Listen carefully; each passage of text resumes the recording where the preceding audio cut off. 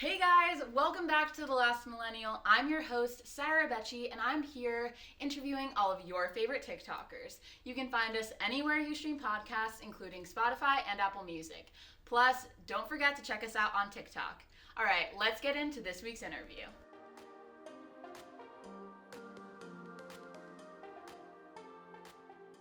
Okay, so for the people out there that don't know, where are you based out of? Tell me a little bit about yourself and Blakely. Let's see, I'm 29. I'm in Hollywood. Blakely and I are in Hollywood. I'm recently divorced. I'm single mom. So her and I moved out here in January and I got a job at E News that same month. So we did everything in 1 month and moved out here to be closer to the office, which now is closed. But I spent years and years in tech as, you know, like one of the first 12 people of my company, and then I left at like 200 people. And so it was a crazy transition coming into E, but I think I've definitely found my niche. Like it just is ironic that I work in social and then had like a little baby go viral, but I don't attribute it to social media skills or that being my job. I literally just attribute it to like a moment that hits. And I think that's a lot of what social is anyway. What first inspired you to put Blakely on TikTok? So I wasn't going to. And I had this video of her. I surprised her with this little mini piano. And my boss, Taylor, was like, you should take a video of it so we can all see it. And I took a video and it was turned out to be the cutest moment of all time. Like it was before she really spoke. It was almost a year ago. So she was like just around a year old. And so she could only say a few words. And I brought her over to the piano and she's like, Pino. And she's just this tiny little strawberry baby saying, and it's the most pure moment ever because she's just so happy. And then she starts playing it and has this little laugh. And so then one day I was like, hey, I've been on TikTok just scrolling my For You page. Like, let me just put it up and see what happens. And then I wake up the next morning and it has like 20,000 likes, which I got super excited about. And I was like, oh my God. And then over the next few days, it got up to like 1.5 million views. I think now it has like 400, 500,000 likes or something. It is amazing. But the best part is like the comments on it made me laugh so hard. And I'm like, okay, this actually validates me as a mom. I was like, either people are going to be really mean or think it's really cute. And then she had a second one that went viral that was like her yelling Moana like into the ocean. And it's so cute. Sometimes I don't understand what hits and what doesn't. And I think a lot of it maybe is just like algorithm or something. Like I don't know how they pick it up, but I knew that major one was, if any of them did, it was going to be that one because it was such a like moment I didn't plan and it was so pure. It was amazing. So, when you first started out making TikToks with Blakely, did you think that it would get to be this big, that she would really get this much excitement and this many views and this much engagement when you first started out? Because you work in social. Yes. And this was like fairly new in TikTok. I never expected it. I literally just put them up to be like, oh, this is cute. Let's try it out. And I never expected her to go that viral. And what I learned from TikTok, like just kind of scrolling through, not even really research, is just these random videos sometimes just hit. And like it's not like Instagram, it's not like Twitter where you build up this huge following and you have millions of followers to get, hundreds of thousands of likes. It's literally just like a one funny moment that shows up on the For You page in the algorithm and explodes. And so I never thought I would see a 1.5 million views on it. Like that is crazy. Also, making these TikToks, what do you think is the most, like, makes your most successful videos do so well? I think TikTok engagement is interesting because it's like the ones that hit for like Blakely as a toddler is if like she's doing something really funny, like a really short, funny, kind of burst, or like there's one funny moment in it. Because it's all about the scroll. So like whatever stops the scroll because people are it's so easy to ingest that For You page that you need to get someone's attention really quick.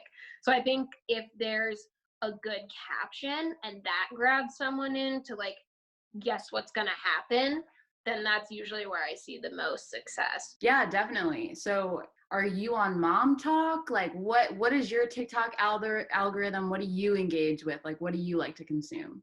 I feel like it changes all the time, but interestingly enough, I don't like Mom Talk that much because I feel like, especially like being a single mom, I don't want to feel bad about like, oh, look at these people who have like this giant nice house, or like this baby's doing this, and it makes me feel bad.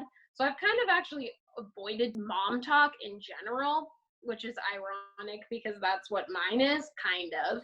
But I think my favorite is the comedy. Like, I love just laughing. Except lately, I've been going down a weird, like, astrology, tarot card path, and I cannot get out of it. And every time I see a good one, I'm like, this is messages for me. And it's like every 5 messages. And it's like, your lover is thinking about you. I'm like, I know, I heard it on the last one.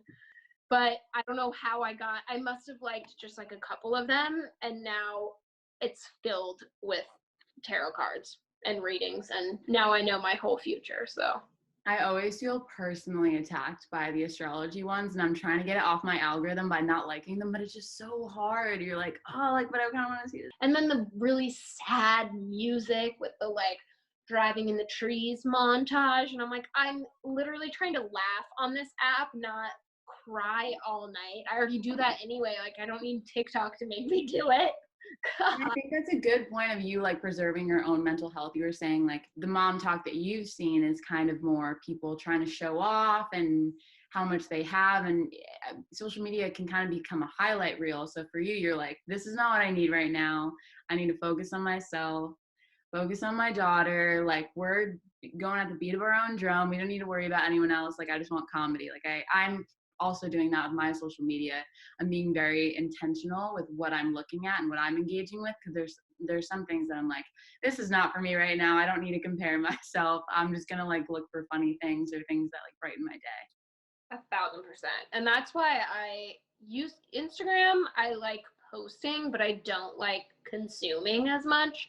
Twitter is amazing because you don't get any of that. It's literally just a bunch of like depressed millennials like saying funny things. And so you can totally not feel bad about yourself there. But TikTok, I think, is a place where you can kind of get into different grooves, and some are bad and some are good. So navigating those is definitely weird because you never know what's going to come up. I feel like Instagram is like the highlight reel. Twitter is like, I'm lighting myself on fire, come join me. And then TikTok is like any realm, any niche that you want to be in. That's a good point.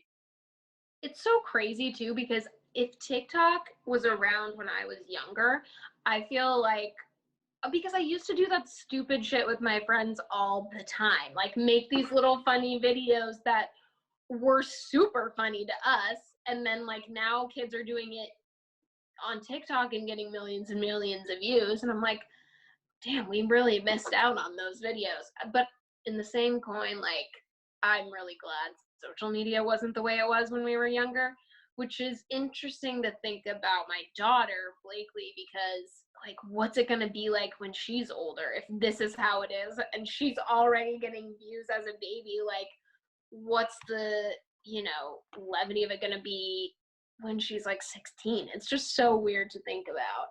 I think it's awesome that you're so social media fluent and internet fluent, because I think as the conversations around mental health and how we can use the internet as a tool rather than as something to harm or hurt us. You're going to be in those conversations, and I think you'll be like a very woke mom in terms of technology, where like you can kind of help her through that rather than a mother that has no idea and like the daughter is there, or son or whoever is there to fend for themselves. So at least like you can help her through that process and like have that open dialogue about it. I think that's amazing. Totally. I think it was, like when our parents were younger and all this stuff started happening, it was like they had no idea how to navigate it. So I think Yeah. even if it advanced to a point, like I think our generation will be able to keep up with that technology. So it's going to be a lot different managing it as a parent than I think it was for our parents, which is huge. I mean, love my parents, but it's just so different. Now, as a mother, what's your favorite part of being a mom? Well, interestingly enough, I had a miscarriage with my first pregnancy, and I didn't really know if I wanted to be a mom before I got pregnant the first time. I was like, I don't know if it's for me. Like, I want to live my life. And then after I got pregnant the first time, I was like, okay, I for sure want to be a mom. Like, you kind of just, it sets something in your brain.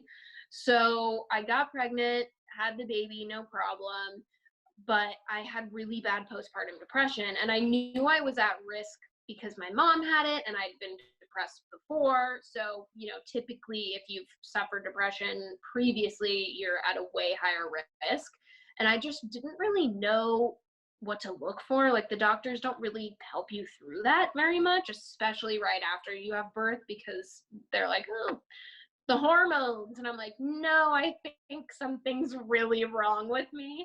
So I went through a long period of like not liking being a mom at all. Like you kind of just have like a disconnect with the baby too, because they're just like a hunk of flesh. And at that age, they really aren't doing anything besides like sucking the life out of me literally all day. So like for a long time, it was just really hard. And now that she's gotten older and I've gotten past the postpartum depression, it's so much fun because her personality has started to develop, and she has like a sense of humor, and she like can communicate with me and do things with me. And I think coming out of like a bad postpartum depression period and having that interaction with your child and seeing like the literal fruits of your labor is amazing. Like that's my favorite part, is seeing what kind of person she's becoming and how I help shape it, even though, I can only do so much to guide her. But having an actual person being your friend and like this little buddy that actually, has their whole own personality is amazing. And I cannot wait to see what she's like when she's older, because truth be told, I'm scared of her. Like I'm scared. I don't know what it's going to be like when she's so smart. She's already basically smarter than me. I'm so screwed. Big time. Big time. But that's the best part. It's just she's her own person. And I created this whole little person, and it's so fun to watch. And she has red hair. I cannot believe it. Yes. I love to see that. And I thank you so much for being so open and sharing your journey, because I'm sure a lot of other mothers have gone through something similar, if not the same thing, or maybe have had different experiences. What might you recommend for someone who also has had maybe similar experience? Because I don't know personally, but I know that there's like a lot of mom guilt going around, and like there can be like mom shamers for the way that they carry themselves or like view the world, or I know there's like a whole discrepancy of like how to take care of your children and people guilting each other for it. So what is your take on it? What advice can you share? The thing that I'll say is you're going to feel guilty as a mom basically no matter what you do. It's just like it just happens. But for me, I wish someone would have been honest with me and said like, it's really not the best time of your life having a baby. Like it's really hard. Your whole life changes. Now your life is dedicated to keeping another human alive, which, not saying you can't still have your own life, which you can, and that's important too. But like especially for the time being when they're newborn, your body and everything is literally dedicated to keeping this tiny person alive. And like, I had no idea, because everywhere you look, it's these moms being like, I'm in heaven, like this is such bliss, this is the best, most amazing thing ever. And it's not, it sucks. I would get 5 minutes of sleep sometimes at night. I'd have horrible anxiety when the sun went down because I knew I wasn't going to sleep at night. It is horrible, like it is the worst. And no one told me that. So it came as a huge surprise. And like, you don't want to scare moms that are pregnant. It's a very fine line of being like, this is gonna suck, but it's also gonna get better.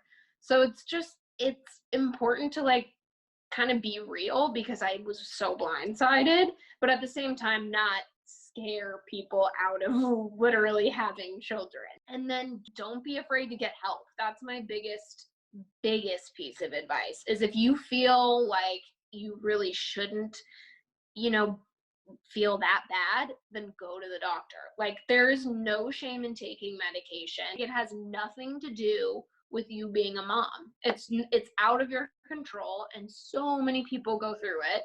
Like, the shame around that is insane. I want to talk a little bit about what are maybe some of your favorite moments that you've had with Blakely. Maybe your most embarrassing moment, maybe your highest moment. Are there any like highlights that you would like to share?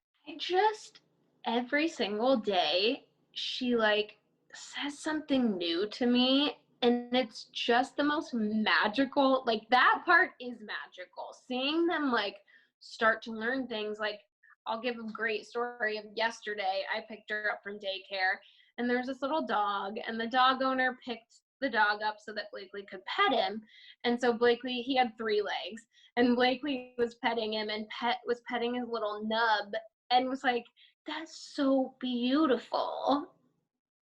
And my heart exploded into a million pieces, because I was like, not only are you so smart, but the compassion and the kindness, and it was so pure. And I was like, that's it. That's all I need. We're good. You can cry tonight. I won't even be sad about it, because I'll carry this moment for the rest of my life. But little things like that, or when, she hugs me and says, I love you, mama. And it's just like, my heart just shatters. Okay, so this game is called Babies for Dummies. So oh yeah. I put together a set of questions. They're a little ridiculous. And so here we go. Question 1.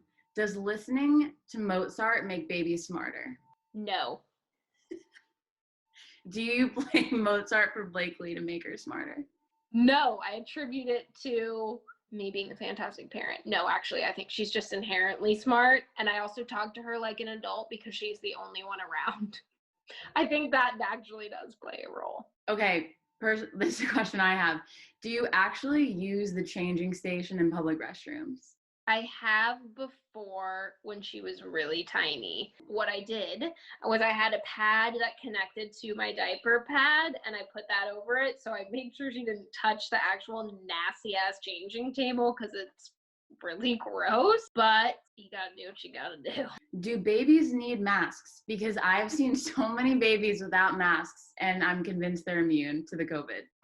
They say 3 and over need masks. So Blakely does not wear a mask because she's not even 2 yet, and she would rip it off in 5 seconds. Like, there's literally no way to keep a mask on a baby that young. No chance. Okay, babies are the only anti-maskers that I agree with. Okay, if you drop your baby, does the 10-second rule apply? Yes.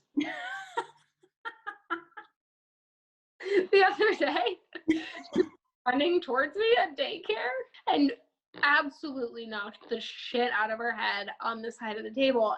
And you're like so prepared for the worst. And she was like, I bumped my head, and then ran towards me, and we're good. When does the well dry up? By that, I think we both know I'm talking about when is the breast milk no more. Oh, breast milk. I thought you were talking about the other well. I'm like, that's not dry. That well. That does not dry up. Mama's good.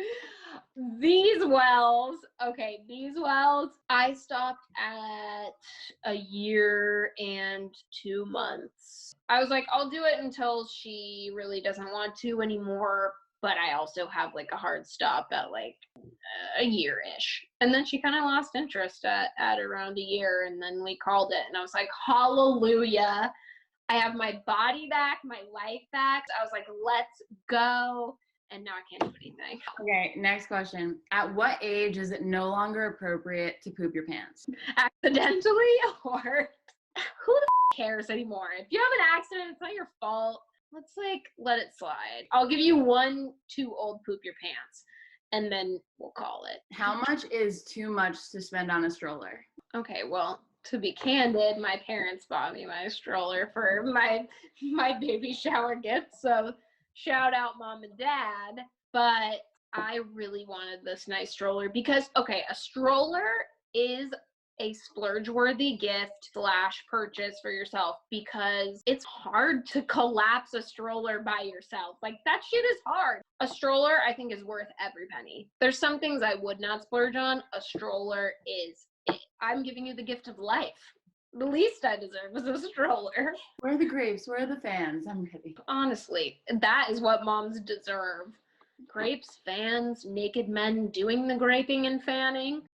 That pretty much finishes the game, but I had one more question before we end the interview. How do you see like the TikTok expanding and like what do you want to do with it? How do you want it to continue? I just want to keep posting cute videos of Blakely for myself. And the thing is like, I'm not putting pressure on myself to be TikTok famous or to have these videos hit. So I think that's important too, is like, if you have 1 or 2 videos that go viral or you get a bunch of followers, like, don't put the pressure on yourself that every video is going to do well. And you like, unless it's you're planning to use it as like a career, that which I'm not, that's kind of a different story. But I think it's important to not stress yourself out about it. Like, views and likes, that is not everything. Like, it's just fleeting, not to be confused with Twitter fleets.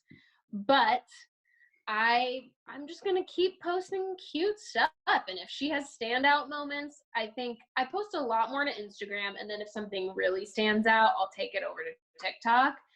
But that's my plan, is to just post little standout moments and see if it works. And like, if it doesn't, I really don't care, which I think is important for my mental health because I'm a perfectionist. And if I think about it too much, I'm going to be like, this has to be this way. And that's just a bad path to go down.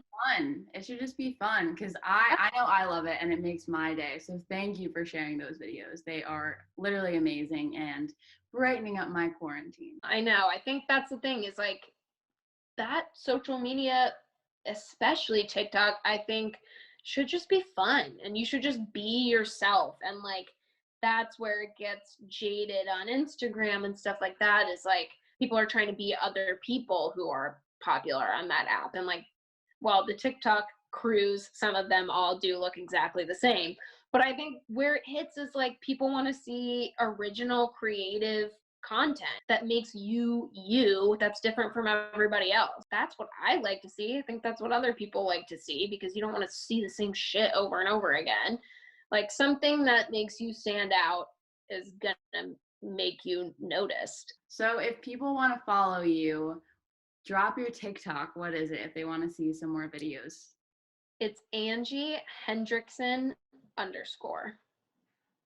Yes. Thank you so much for coming. I hope you had fun. Yes, I did. I loved it so much. I could go on and on about everything. But I really appreciate you having me. Thank you so much for watching, guys. Please like and subscribe to support this channel and A Gal Chasing Her Dreams. You can find us anywhere you stream podcasts, including Spotify and Apple Music, and of course on TikTok. Please tune in next week to see another amazing interview. See you out there, TikTokers.